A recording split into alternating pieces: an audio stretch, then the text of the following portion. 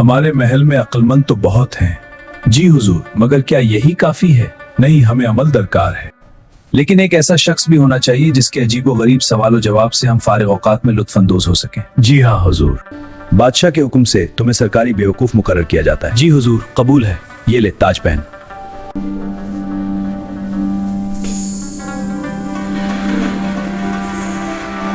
आए दरबारियों, मेरी ये कहानी सुनो जो सबके दिलों को भा जाएगी। हाँ समझा रहा है।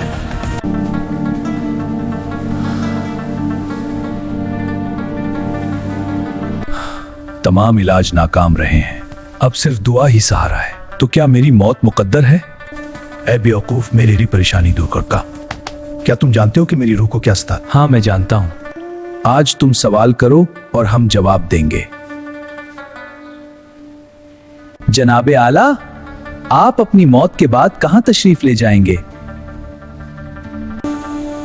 अपने मालिक खालिक के पास। वहां आपका कयाम कितने दिन रहेगा?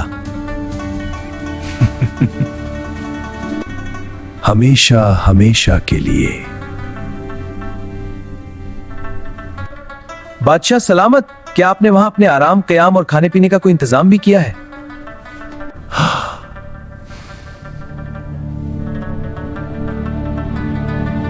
नहीं, मैंने वहां के लिए तो कोई बंदोबस्त नहीं किया। ये सुनकर वो बेवकूफ अपने सर से बेवकूफी का ताज उतारता है। ऐ बादशाह, ये ताज आपके सर पर रखते हुए कहता हूं, आपकी अजमत मेरी आजिज़ी को छू गई है। शुक्र है। फिर तो मुझसे ज्यादा इस ताज के हकदार आप हैं। ये तुम्हारा ईमानदारी का सबूत है। शुक्रिया मेरे बादशाह। जहां आपने हमेशा नहीं रहना था, वहां इतनी बड़ी सल्तनत बना ली। और जहां हमेशा रहना है, वहां के लिए कुछ भी इंतजाम नहीं किया।